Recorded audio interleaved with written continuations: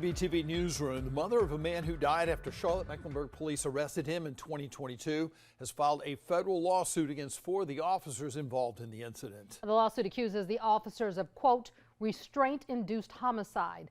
Jovontay Williams' death was the subject of a WBTV investigation in 2023. WBTV investigative reporter Naomi Coles is joining us now live from our newsroom with more details on this. Naomi?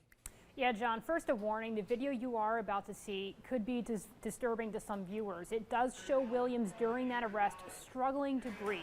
In 2023, WBTV reported how it took medic 22 minutes to respond to officers' call for medical help. And now this lawsuit says the officers themselves should have done more.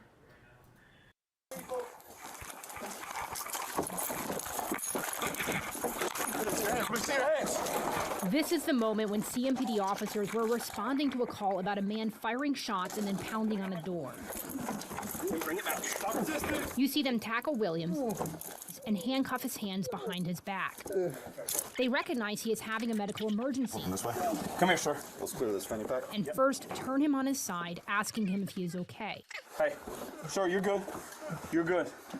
Just relax. Take some deep breaths for us, okay? About 30 seconds later, the video shows Williams back on his stomach for several minutes before returning to his side.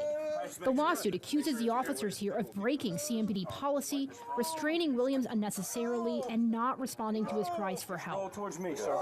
Officers did radio for medic just before they arrested Williams. Medic didn't arrive for 22 minutes. In an interview with CMPD Chief Johnny Jennings in 2023, Jennings defended his officers' actions. And I think our officers acted appropriately and admirably. They were dealing with a criminal situation that they quickly identified as a medical situation.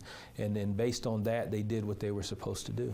An autopsy report obtained by the family said the cause of death was, and I'll quote it exactly, positional asphyxia by the police while under the police restraint and custody. Now, I asked CMPD for comment on all of this several hours ago. I still have not heard back. I am getting into exactly what policy the lawsuit says police broke. All of that is online right now at WBTV.com.